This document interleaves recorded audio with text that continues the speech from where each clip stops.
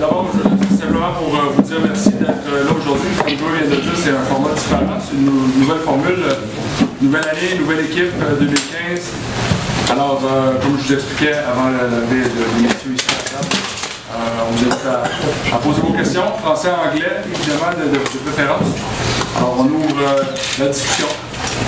Joey, get it started in English. Get me warmed up. Can you update us on how it's gone with Bologna since that takeover, and what do you see as the future relationship between Bologna and the impact, if any? Okay. I'm going to answer the question because the follow-up question was the relationship between the two, but it's important to understand that we're here more to talk about the impact and not necessarily my investment in Bologna. But I mean, the investment's gone. It's gone pretty well in the sense that when we took over, or when I bought Bologna, I think the first thing that we wanted to do was to put some stability in the team and bring it to Serie A. That was the first thing that we wanted to do. And the team's been playing relatively well. We're in second place. For those who don't know, the first two teams automatically qualify for Serie A, and then the next 6 teams will play off. So we're in second position. We're comfortable. We did some transactions during the transfer window, which I think are going to help the club. So I think from a Bologna standpoint, that was the first thing we needed to do, and I think we were able to establish that. Now, as far as the relationships, and I've always said that there's certain synergies that I see more from a long term as opposed to a short term. Long term, we talk about the aspect of development of our players, being able to go to Bologna, continue to develop and continue to train with either their Primavera team, which is their reserve team, or the first team. There's an exchange of information, and Nick DeSantis, who works the international side, was there last week to take a look at potentially players with our scouts down there, players that we could bring back here, players on the market, not necessarily players that are on Bologna. And I think one of the other aspects that how we can help Bologna is more from a marketing standpoint and from a ticketing standpoint. One of the things, for those of you who may or may not know, Europe is completely different when it comes to ticketing sales, hospitality, marketing, and this is something that, they're absolutely way behind North American standards. The new American owners of Roma have done a tremendous job bringing Roma to a different level, whether it be at the stadium, ticketing, and whatnot. Juve have done a great job with their stadium and their hosting. For instance, in Juventus, 80% of the revenues come from 4,000 tickets, 4,000 VIP tickets, and the hosting aspect.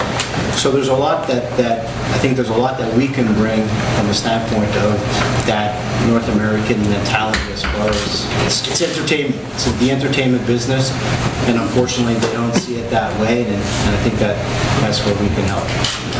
On peut y aller en français avec justement de quelle façon est-ce que ça vous aide ou qu'est-ce que vous apprenez d'avoir cette équipe-là justement en Italie là, comment vous pouvez prendre ce que vous apprenez là-bas et l'implémenter plutôt ici avec l'Impact? Au niveau de l'implication de Bologne à ici, c'est plus au niveau technique. Les dépisteurs qu'on a en Europe, la façon qu'on fait des entraînements, la façon qu'on prépare les joueurs.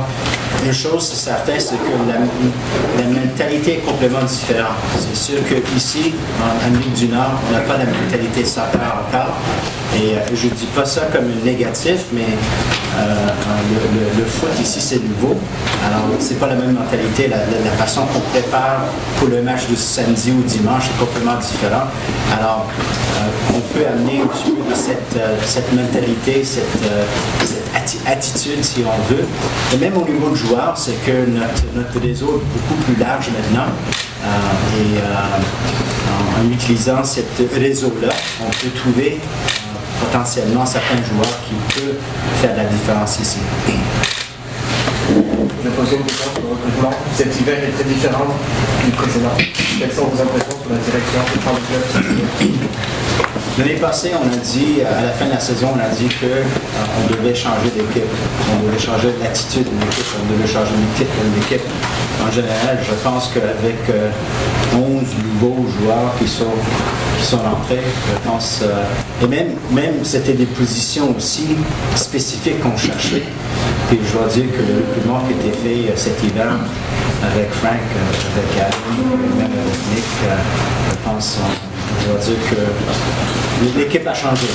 C'est sûr, certain, sur le papier, on est beaucoup plus fort cette année qu'on était l'année passée, mais il faut voir sur le terrain exactement comment ça va aller, mais je me sens très confortable avec les décisions et la direction où on s'en va. Justement, quelles sont vos attentes avec ces changements? Écoute, avec les changements, nos attentes sont toujours les mêmes à chaque année. C'est sûr et certain, on joue dans cette ligue pour atteindre les séries éliminatoires, pour gagner le Canadian Championship, pour aller dans la CONCACAF. C'est sûr et certain, à chaque année, ça ne change pas. Malheureusement, l'année passée, on a fait deux des trois objectifs. Le troisième, c'était de faire les playoffs. Malheureusement, on ne l'a pas fait, mais gagner le championnat canadien puis aller dans la deuxième ronde de la CONCACAF, on a fait. C'est sûr et certain, cette année, c'est exactement la même chose, de gagner le Canadian Cup, d'aller dans la CONCACAF, mais cette année, on espère de faire la série. Jordan, when you talk about the changing of the attitude, what's the identity that you were hoping to create in all of the new additions? It wasn't so much the identity. I think last year, and one of the things, as a fan, and I'm talking strictly from a fan standpoint, and maybe hearing a little bit what was going on in the room, I think we missed some bite. I think we missed some attitude. I think we missed some leadership. And with the changes that we made and some of the players that we brought in, Marco Donadel, who was captain of Fiorentina, and you bring in a guy like Laurent Simon, who was captain of Standard Liège, and you bring some players that have been part of this league for quite some time. A guy like Sumari. I think you take a look at the bite of the team, if you want to call it, and the edge. I think the edge is completely different this year. And from what I've seen, and the little that I've seen from the training sessions, you saw from day one that, in practices, guys don't want to lose the one-on-ones. They don't want to lose the little 5-on-5 games that they have. So it's right there. You hope it's gonna continue for the rest of the season. Il y a eu beaucoup de changements au niveau des joueurs, mais aussi au niveau de l'équipe technique.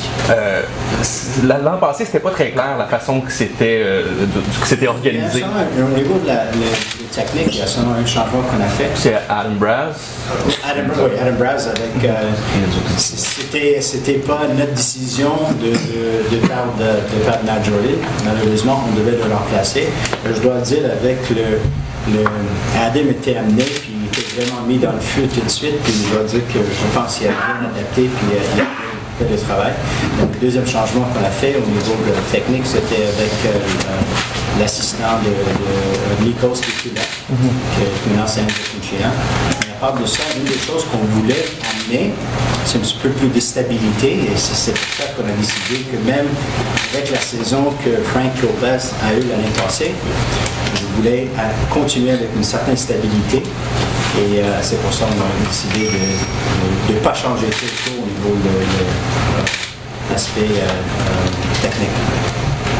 De façon plus générale, c'était une entre-saison assez mouvementante à MLS, les différentes équipes qui sont développées. New York et contre le recrutement, en Toronto. Qu'est-ce que vous pensez du portrait global de la situation dans la MLS? Je dois dire que, écoute, c'est sûr et certain, quand les équipes dépensent beaucoup d'argent pour amener des gros joueurs, la MLS aime ça. C'est malheureux pour nous parce que l'équipe qui a dépensé le plus, c'est nos plus grands rivaux. Alors, mais quand même, honnêtement, je dois dire que j'espère que tous les mouvements que MLS ou les équipes de la MLS ont fait, ça va aider d'amener cette ligue à un autre niveau. C'est sûr et certain, je l'ai dit l'année passée, il faut que nous autres, on est plus sensibles au niveau des finances. Il faut continuer à bâtir une équipe sans dépenser l'argent qu'on n'a pas pour dépenser.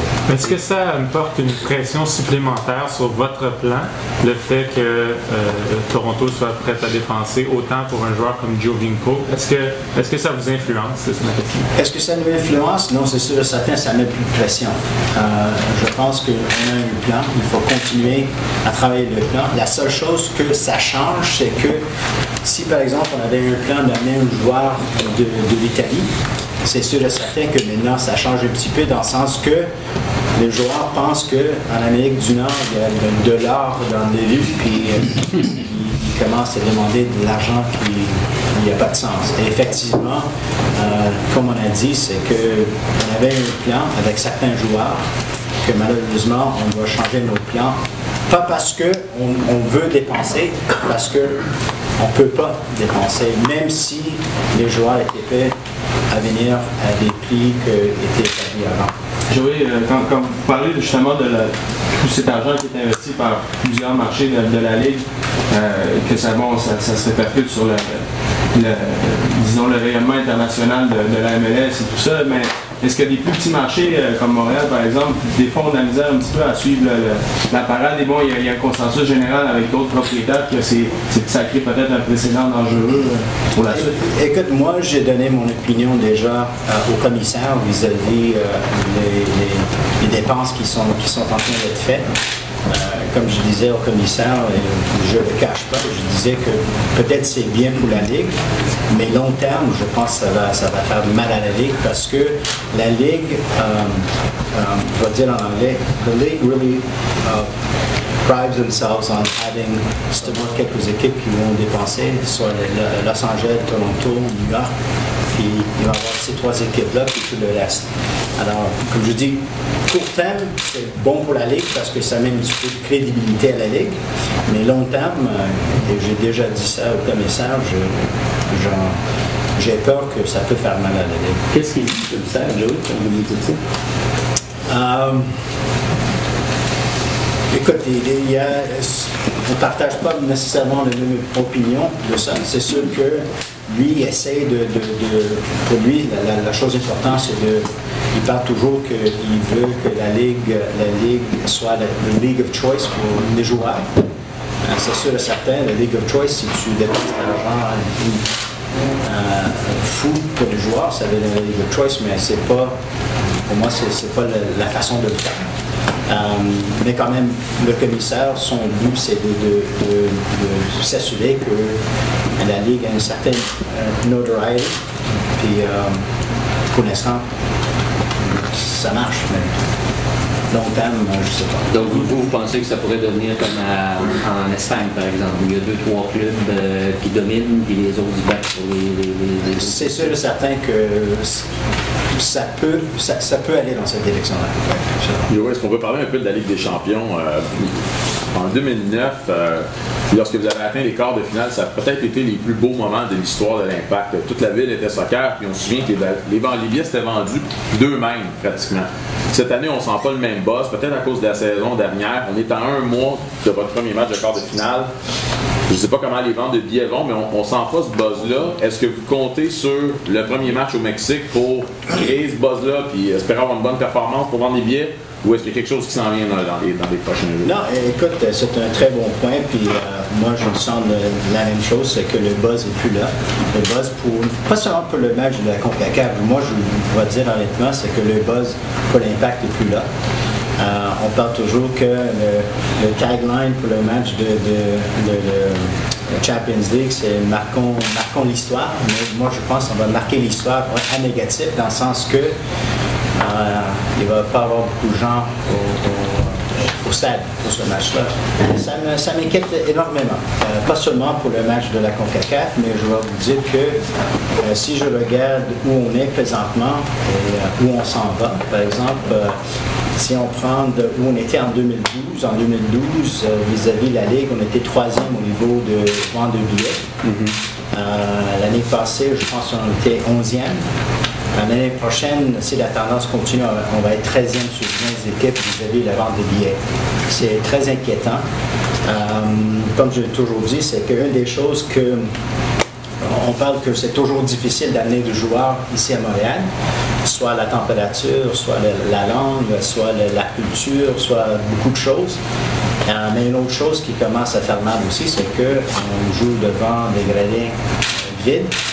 Et pour un joueur, ça c'est si le joueur doit choisir où il veut jouer, c'est sûr et certain, peut-être jouer à Seattle, même si c'est sur le turf, devant 45 000 personnes, c'est mieux de jouer à Montréal sur le gazon devant 10 000 personnes. Donc présentement, vous êtes désigné qu'il n'y aura peut-être pas beaucoup de monde pour ce match-là? Je dois dire que où on est présentement, je pense qu'on est à 15 000. Et si on regarde les tendances vis-à-vis où on était en 2009 versus cette année, je dois dire qu'on est loin. L'objectif, c'est sûr et certain, c'est pas de se rendre à 55 000 comme on était avec Santos Laguna. Mais si on arrive à 30 000, peut-être on va être chanceux. Mais même à ça, c'est sûr que c'est notre domicile. On veut faire la vie difficile pour nos amis mexicains. Je dois dire que nous autres, on va avoir la vie difficile au Mexique, sûr et certain, avec leurs partisans. Malheureusement, je ne pense pas qu'on va faire la vie difficile pour nos amis mexicains ici parce que la tendance n'est pas là. Joey, c'est un portrait assez sombre. C'est quoi votre plan? Qu'est-ce que vous voulez faire pour remédier à la situation sur ce match-là pour la saison? Qu'est-ce qu'on va faire avec Hollywood? On va essayer de l'effet marketing, on va essayer de beaucoup d'autres choses. Écoute, si les gens disent on attend de voir quel type d'équipe on va avoir sur le terrain avant d'acheter des billets de saison ou quoi que ce soit, je dis écoute, je pense que nous autres on a fait notre part en disant qu'on a changé l'équipe. On a vu que l'année passée ça n'a pas marché. On a fait de gros changements dans l'équipe. On a amené des joueurs qui vont faire la différence, qui peuvent faire la différence. Maintenant, je pense on a amené 11 nouveaux joueurs. Le 12e joueur, que c'est notre partisan, c'est le plus difficile de signer. Et malheureusement, la réalité, là. Est-ce que c'est l'année de la dernière chance avant de changer à une vente d'équipe ou à une autre vente? Je pense pas, je veux pas. Écoute, je suis pas le type. Moi, j'étais toujours très ouvert avec tout le monde. Moi, je dis que c'est décevant où on est présentement, où on était, où on est présentement. Mais je veux pas qu'on commence à dire qu'on pense à vendre l'équipe ou on ferme l'équipe ou quoi que ce soit. Je dis pas ça. La seule chose, je dis comme président de cette équipe, comme je dis, de voir où on était. On a fait tout pour se rendre en MLS. Le buzz était là. 3 ans en MLS. Je vois que ça commence à aller dans l'autre sens. Et c'est décevant. C'est très décevant, mais je ne dis pas ça pour dire qu'on ferme l'équipe, on fait ci, on fait ça. La chose importante, c'est que pour moi, on est là, on va continuer d'être là, mais en même temps, j'espère que la tendance va changer. C'est quand même un portrait très dur. C'est dur, mais c'est c'est réaliste. C'est réaliste qu'on est où on est. Comme je dis, c'est la réalité quand je me présente à la Ligue quand on parle parce que comme vous savez, c'est que le MLS, on est tous des partenariats. Alors, je connais tous les chiffres de tous les autres équipes.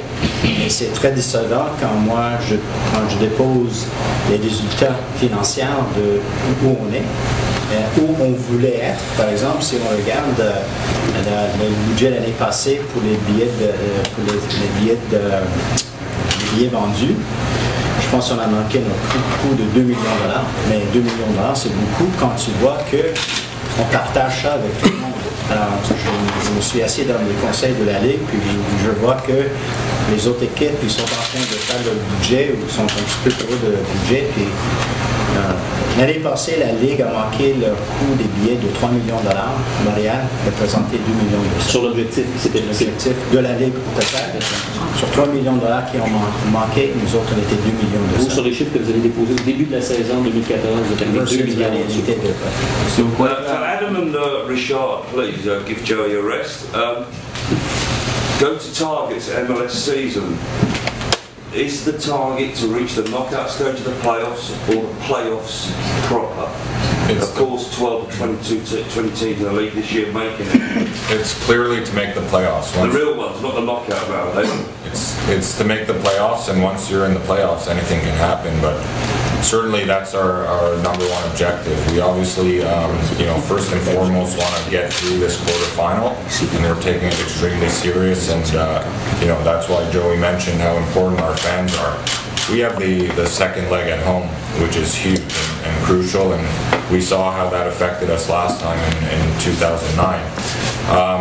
So that's first and foremost, but for the overall objective of the season, it's definitely to make the playoffs. Richard, please, regards to the CBA negotiations, what are you hearing from the league and what are we hearing from the Players Association? It's extremely late. We factor in the last CBA, it went in early December, and the Commissioner talked then about how late it went in the day. We're 2 months away from the start of the season. I don't want to get these guys in trouble. As far as the aspect of the CBA is concerned, there's nothing that we can comment on. When it comes up from the league office, then we'll be able to comment. Until then, there's no comments that we can make on the aspect of the CBA. Let's talk about players for a second. Hey, Joey. What's up? Are you happy with how things are going so far? Leading up to the first game, you mentioned Mexico. You want to do anything else as far as maybe player personnel? The coach mentioned a week ago that you're still looking to add pieces. Where are you in terms of how you assess the group now? And what are we looking for in the near future, if there's anything in your mind? We're very happy with the group that we've assembled. We came in with a plan in the off-season to address certain needs and concerns that we had based on last year's poor showing. And I think we've done it systematically, and we've added the right pieces with the right leadership qualities. Joey mentioned bite. All of the players that we've added have bite, and what we've created is a competitive environment for each position where we have depth and where guys will push each other in order to try to win a spot.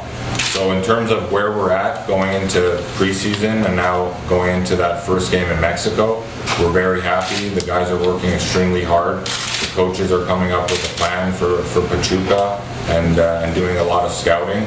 And I think we're exactly where we want to be today based on the plan that we implemented. But as Joey alluded to, this is on paper.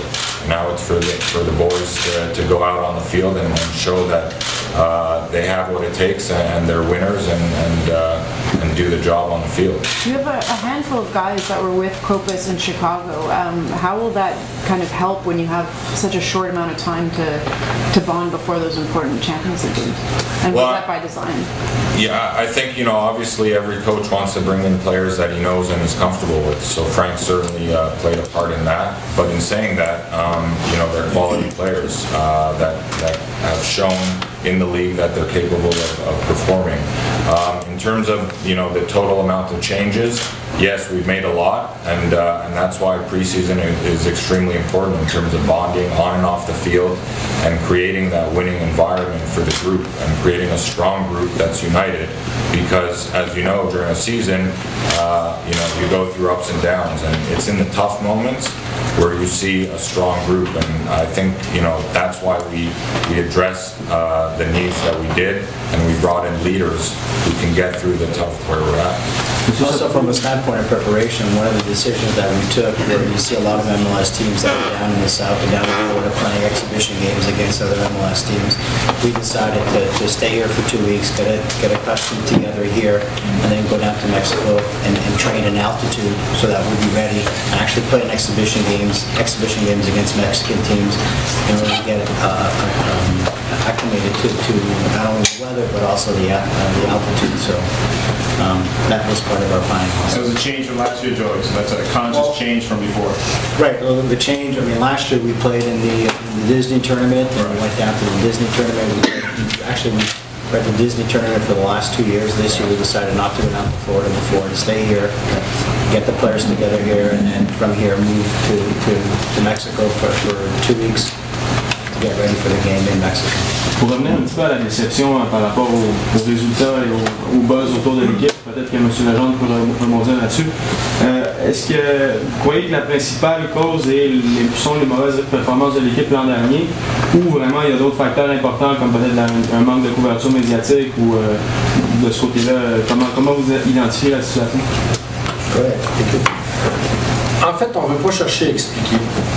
On veut chercher à changer la réalité. Il y a 27 jours. Le 3 mars, là,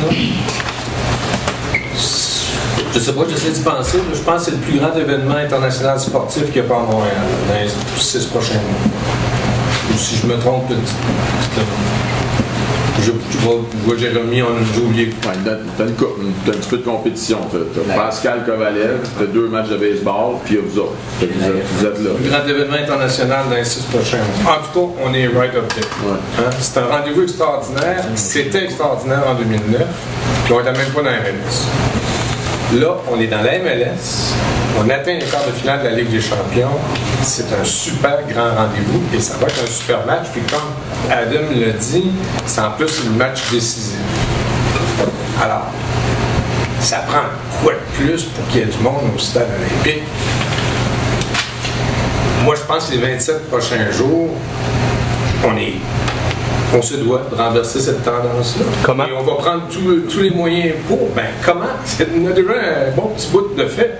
Parce que depuis un mois, moi, ce que j'ai entendu comme commentaire, et de votre part, et de l'homme et de la femme de la rue, c'est « Wow, l'Impact, vous bougez. 11 nouveaux joueurs. » Pas pire, hein? Puis on a un goaler. C'est quasiment une équipe au complet. Puis les meilleurs éléments de l'année dernière, on les a ramenés.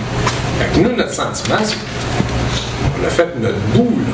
Puis, quand Joey l'a dit, là, le joueur qu'il faut qu'on signe, là, dans les 27 prochains jours, c'est le 12e joueur. Puis, on le sait en tout cas, on y croit qu'il y a un potentiel à Montréal. Mais là, il faut le voir dans un gradin de 3 mars. Tu sais, la Fédé de soccer, ils ont fait de beaux petits clins d'œil cette semaine. Ils ont dit la Marmotte est sortie, puis l'été commence le 3 mars. L'été commence le 3 mars au Stade olympique. C'est vrai que là, ça n'a pas l'air de l'été, là, mais c'est ça pareil.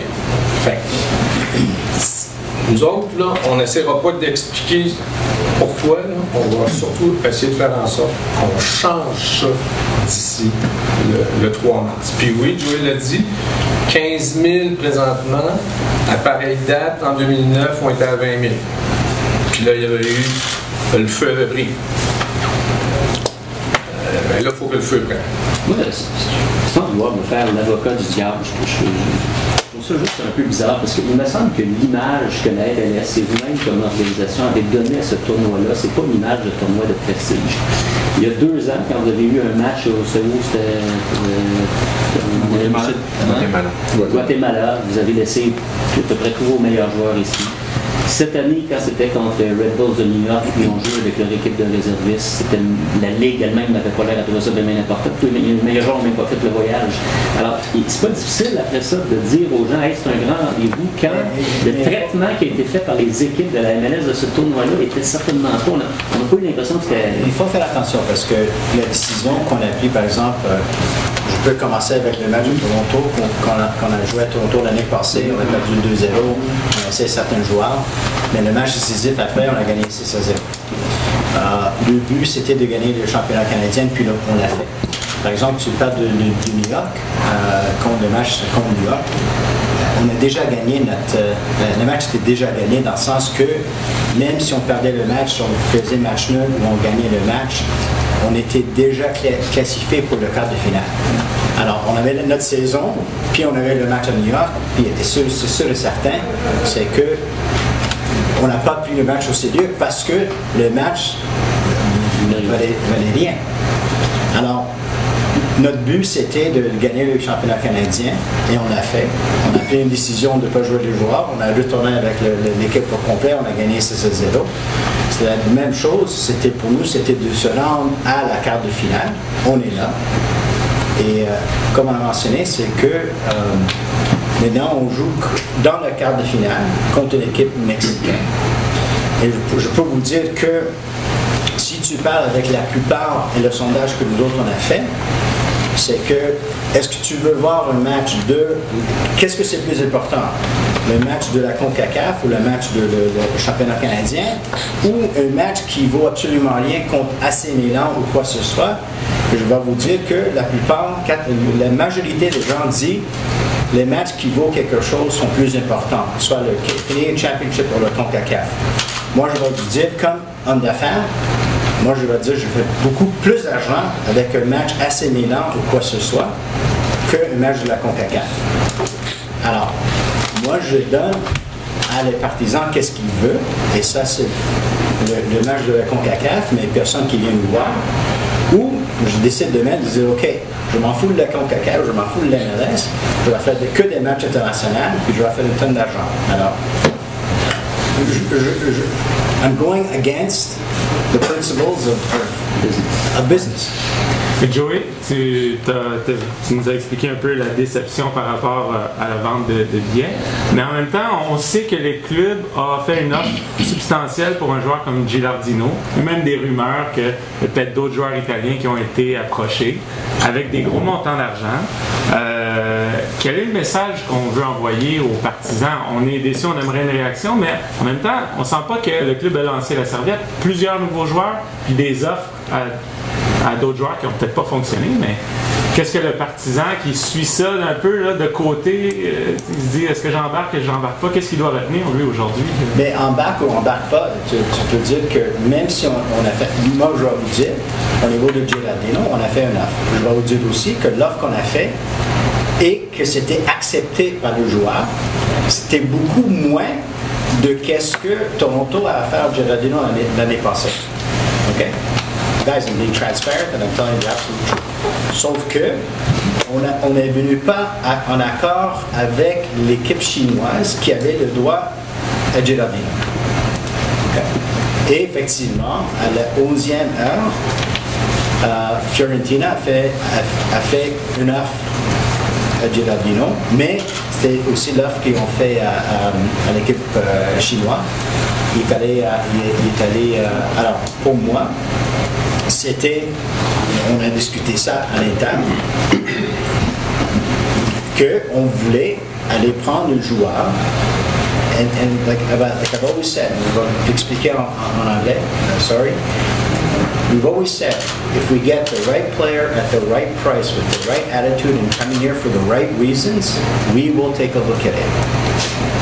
And we're not going to go after players just for the sake of going after players because other teams go after players. It's got to make sense. It's hard to replace a Devaya not only from what he did on the field, what he did off the field, and the attitude and the way he came to Montreal and what he gave the organization.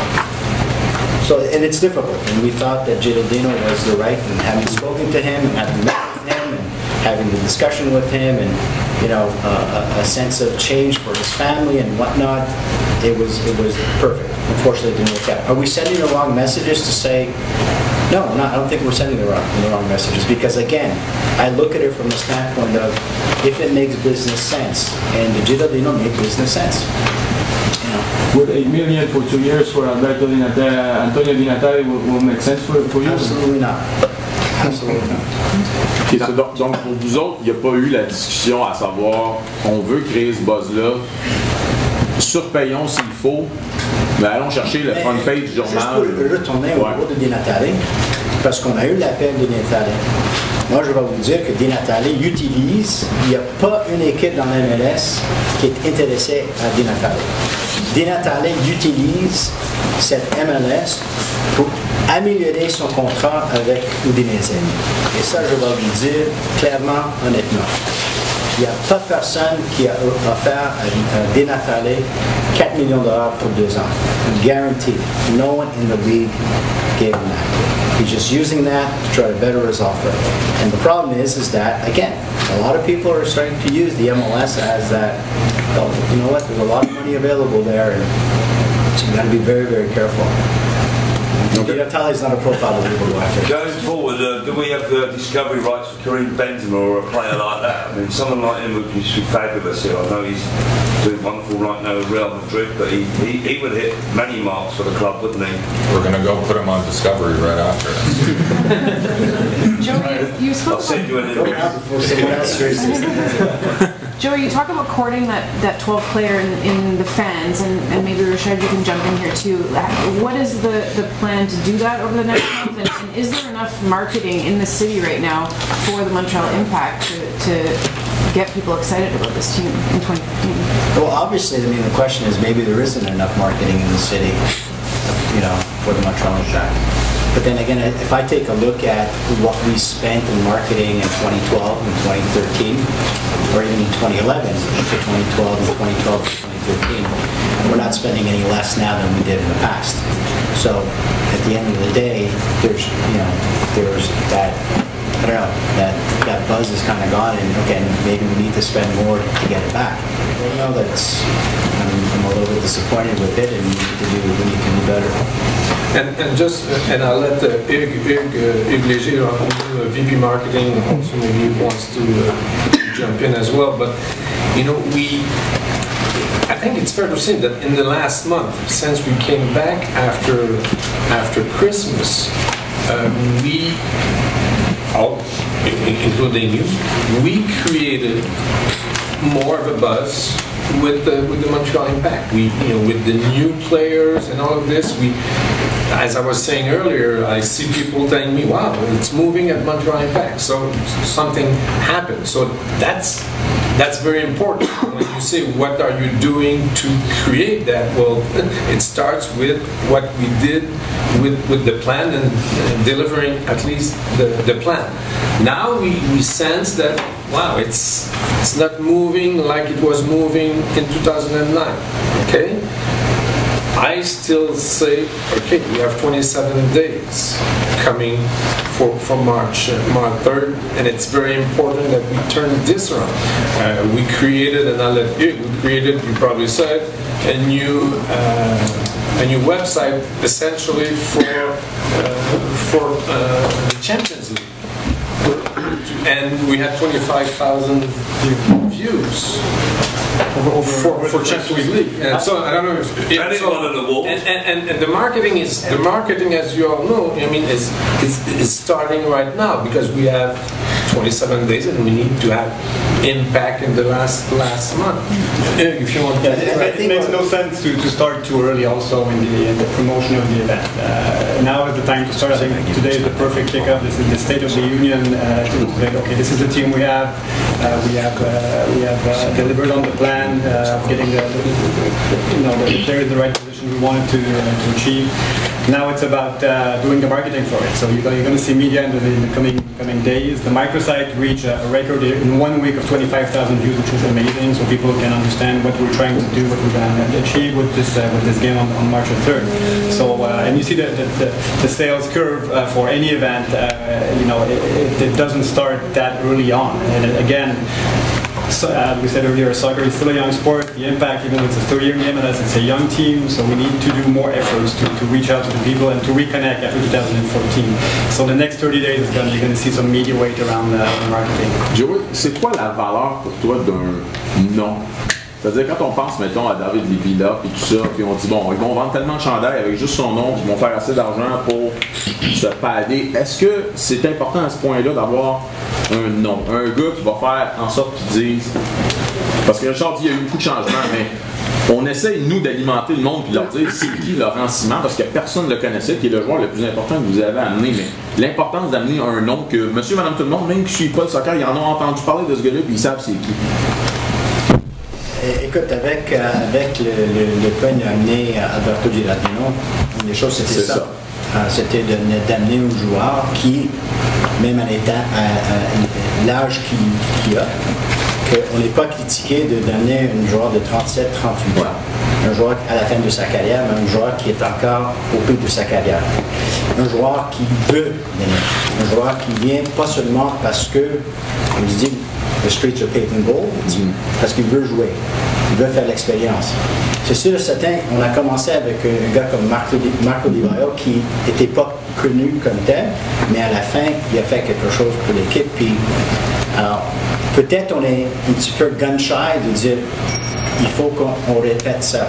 Et il faut le répéter parce qu'il faut amener le des bons joueurs avec la bonne mentalité et tout ça. Est-ce que ça aide? Oui, ça aide un petit peu. Sur certains, ça aide un petit peu. Mais encore, il faut... I still say, you need to balance it. Donc, c'est pas à tout prix, là. Non, absolument. Je l'ai toujours dit. Je peux pas. Même dans la situation actuelle où vous essayez d'aller chercher quoi. Mais est-ce que vous avez l'impression que la ville de Montréal fait assez pour votre équipe, surtout pour l'événement qui s'en vient, le match de la CONCACAF? On a l'impression qu'on entend plus parler des matchs de baseball qui s'en viennent. Le maire Coderre parle de l'investissement qu'il fait pour les terrains de baseball. Est-ce que vous sentez qu'il en fait assez pour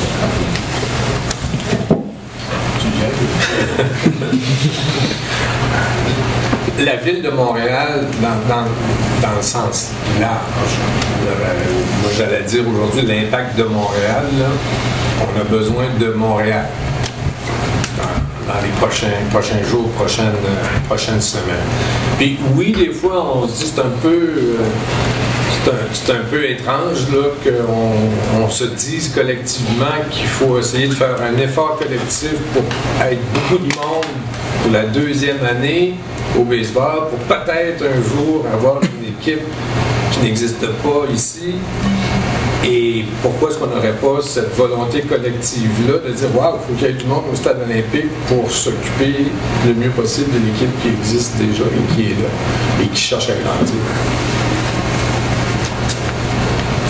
Joy, where are we with the training facility? Can you give an update? And Brazzy, maybe on the back of that, could you just let us know the importance from a technical standpoint, what it would mean to the players, the academy, and all of that? The aspect of that's another, when we talk about investments that we've made in order to try to get players to come to Montreal, that's another thing. I mean, overall, the training center is going to cost us anywhere between $10 to $11 million, the building and the land and working the fields and whatnot. So that's a huge investment that we've made, not only for the players that we would like to come here, for the development of the players that are here, but also for the development of our younger players, whether it be our pre-academy or our academy programs and whatnot. So it's we should be ready. I mean, the fields where we are with the facility, the two grass fields have already been are ready. Actually, they were prepared before we actually even took possession of the building, because it was important for us that the fields be ready for April when we go outside. We started working on the inside of the building. That should be ready to receive the club by the beginning of April. The work will go on through the summer and probably be completely finished by September, but it's not going to impede the first team from coming in and using the facility. And then in the spring, we're going to be working on the two artificial turfs that are going to be there. Next spring? No, well, the spring coming up. As soon as the snow melts, we're going to start working on the two artificial fields. So the goal was to have the training facility up and ready by April, and we should be close to meeting that objective. Donc la pancarte à vendre, là, ça n'a pas rapport avec... Non. Parce qu'on voit pancarte à vendre, mais on n'est pas sûr si c'est ça ou si c'est d'autres choses. Ben, c'est parce qu'ils n'ont pas de pancarte. Non, OK. Moi, je veux juste parler de la CONCACAF tantôt, que vous étiez un petit peu déçus des préventes et tout. Maintenant, comment ça regarde pour la saison régulière? Je comprends bien que votre total de billets de saison à l'heure actuelle risque d'être le plus bas depuis que vous êtes en MLS. Oui. De façon significative? Je pense que notre objectif au niveau du renewal, c'est près de 80%, puis je pense qu'on est à 50%, 60%. On est à 60%. Mais quand même, si on regarde même au niveau de la vente des billets de saison, si on regarde toutes les autres équipes dans la Ligue, on est 11e ou 12e rang vis-à-vis des autres équipes. Il y a Seattle comme le premier, Toronto, il y a les nouvelles équipes de Orlando. On fait 11 000 billets, je pense hier ou l'autre jour, ils sont arrivés à 11 000. Puis nous autres, on est à 5 000. Alors, on est très, très bas. Donc ça, c'est décevant aussi. C'est décevant. Puis comment ça regarde pour la saison? Ça regarde pas, il n'y a rien qui nous laisse présager une embellie ou ça s'améliore un peu? Ben pour la saison, les billets de saison, c'est entendu qu'on va continuer jusqu'au 28 mars. Étant à 60% présentement, probablement difficile d'atteindre le 80% qu'on visait, qu'on avait eu, sur le stade passant, le 81 de 2013 à 2014. Mais par ailleurs, où il y a des possibilités, que c'est évidemment du côté de tout ce qui est billets individuels et billets de groupe. Et c'est là aussi qu'il y a eu une bonne différence entre 2013 et 2014. Si on pouvait revenir à 2013, déjà, on aurait, globalement, on aurait un bon bout de fait. Alors, 2014, on l'a dit à la fin de 2014, ça n'a pas changé. 2014 a fait mal. On est passé d'une moyenne de 19 000, à peu près en 2013, à une moyenne de 16 000. Alors, mais en même temps, vous voyez, quand je le dis, c'est 3 000 de différence. C'est pas 30 000 de différence. C'est 3 000 fans de plus par game, 4 000, 5 000 mettons, par game pendant 20 games. On doit être capable de faire ça à Montréal. Deux petites questions. Pour un diffuseur francophone de radio, y a-t-il de l'espoir ou on oublie ça? J'allais vous le demander. J'avais réservé le droit de ne pas commenter. Une blague. Okay. On est entre nous.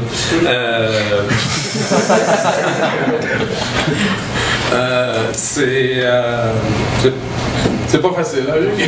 C'est pas facile. Dernière question. Mais tous les matchs vont être télédiffusés.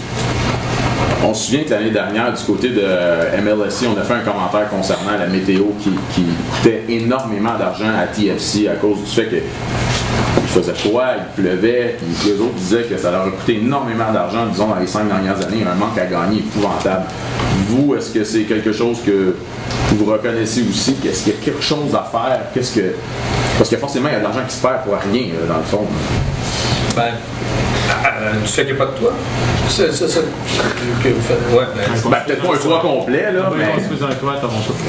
C'est ça, à Toronto, là, ils sont en train d'essayer de remédier à ça. Et en fait, c'est pas la première fois qu'on entend la question, puis on regarde tranquillement, mais les premières indications sur les coûts sont astronomiques, ils me disent. Les coûts de ça par rapport à, mettons que ça aiderait, ça ne jive pas, comme on dit, mais c'est ça qui est difficile. Joey, si on regarde les commentaires des partisans sur Twitter, la plupart sont satisfaits de l'entre-saison, des gestes qui ont été posés pour améliorer l'équipe, mais il y a aussi beaucoup de gens qui semblent attendre l'avenue d'un joueur désigné pour remplacer un attaquant comme Marco Di Vaio. Est-ce que vous avez l'impression que ça peut jouer un rôle dans le fait que le taux de renouvellement de billets de saison est vraiment descendu? Écoute, si ça c'est le cas, est-ce que c'est sûr, certains, nous autres, on a entendu la même chose, c'est qu'on wait and see. Et moi, je dis que le point le plus déble, c'est at your weakest point, I think where you need the most support. And right now, like I said, at our weakest point, we don't necessarily see the support. And ça ne peut pas changer notre philosophie. Comme je dis, moi, je ne peux pas dépenser 8 millions de dollars pour un joueur pour atteindre 2 millions de dollars de plus de billets de saison. Doesn't make sense. Joey, one thing you always brought up from day one that I found interesting was that you didn't want to just bring an MLS team to Montreal, but you wanted to change. And I've said it before, if you take a look at our U16s and our U18s and where they're at in 3 years versus some of the other academies that around the United States, I think we're doing a good job in creating that culture. In order to get the fans to follow football, the round ball, I think it is a little bit more difficult than what we had imagined. I've said it before, is that just the mere sake of putting a professional team in place, you can't expect people to come in droves, and I understood that. but at the same time, I think we've invested a tremendous amount in establishing soccer in the province of Quebec and in Montreal. You talk about the monies that you invested to bring in the professional franchise, the monies to develop the stadium, the training facility, the players. After all is said and done, we take a look at it, and I can tell you that between the franchise, the stadium, the players, c'était tous les billboards et tous les joueurs de l'Impact de Montréal. Alors, parce que nous autres, on a vu la même chose. On a dit que peut-être 95% des répondants au survey disaient qu'ils connaissaient l'Impact de Montréal. Mais 95% ne connaissaient pas le coach, peut-être parce qu'on change de coach trop souvent, mais ne connaissaient pas peut-être 5 joueurs. Alors, le focus sur le marketing l'année passée, si vous souvenez-vous, c'était tout sur les joueurs.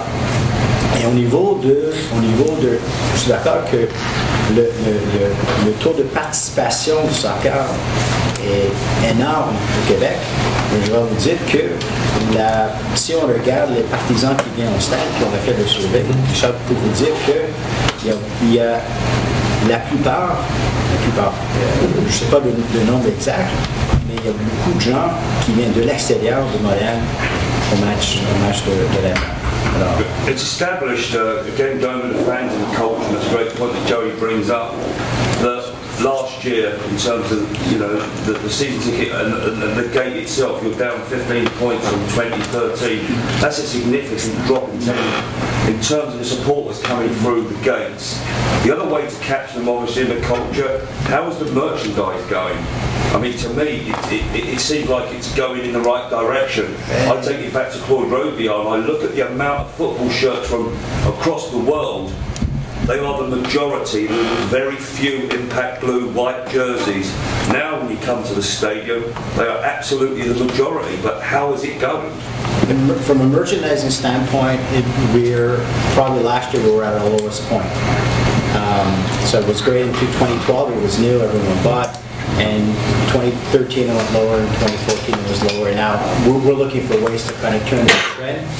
Again, being out there more at different retailers and whatnot. But again, perception in this case is not reality because the numbers are not going up there.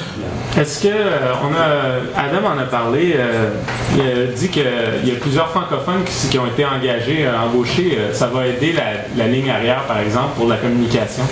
Mais est-ce que ça a été aussi un message qui est envoyé au niveau marketing ou c'est juste une coïncidence qu'on est bien tombé sur Laurent Simon par exemple, c'est quelqu'un qui peut s'exprimer en français, mais même Soumaré parle français, Oyongo s'il arrive, apparemment il parle français.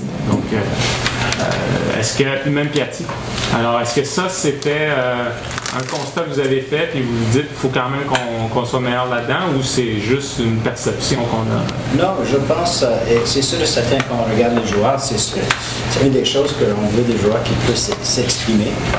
Et s'il peut s'exprimer, par exemple, en une langue qu'on peut tous comprendre, c'est sûr certain. When you take a look at it, it's an added notch. Mais c'est sûr qu'on regarde ça. Est-ce qu'on est capable de différencier le supporter qui ne vient pas au stade du Massiki qui ne vient pas? Est-ce que c'est le hardcore désabusé de l'Impact? Est-ce que c'est le temps partiel que vous essayez de chercher? Est-ce que c'est le fan de Liverpool qui ne veut rien savoir de la MLS? Est-ce qu'on est capable de segmenter ça pour essayer de les chercher ou est-ce que c'est plus générique comme vous le décrivez? Je pense, Hugues, tu réponds, parce qu'on a fait l'analyse. Ouais, on a la première étape pour voir qui on voulait travailler au niveau des consommateurs, c'est de faire une segmentation. Avec la MLS, on a travaillé une segmentation pour mieux comprendre le marché de Montréal un petit peu.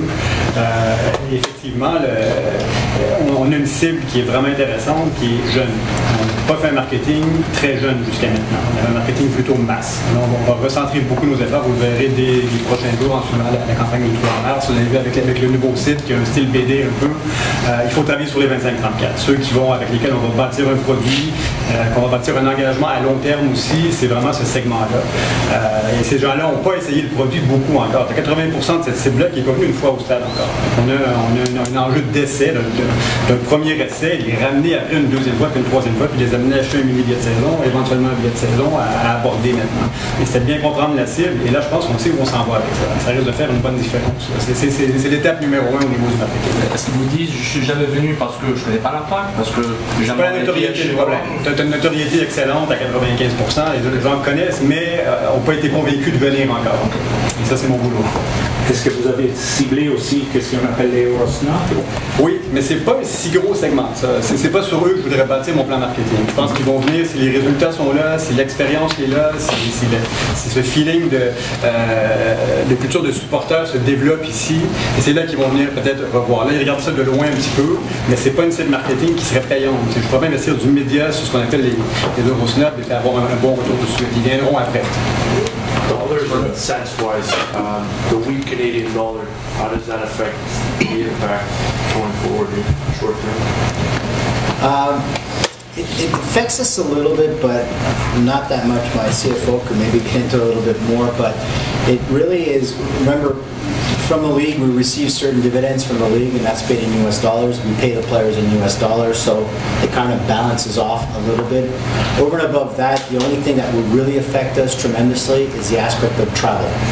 But from a player salary standpoint, it doesn't affect us because we receive dividends from the MLS, and the dividends are in US dollars, so it kind of more or less washes it out and then balances a very little amount. So it doesn't. That's not an excuse. What it does do is that if we decide to go out and get a major DP at $8 million, where that portion is paid out of the owner's pocket, and that's in real money, then that'll affect you.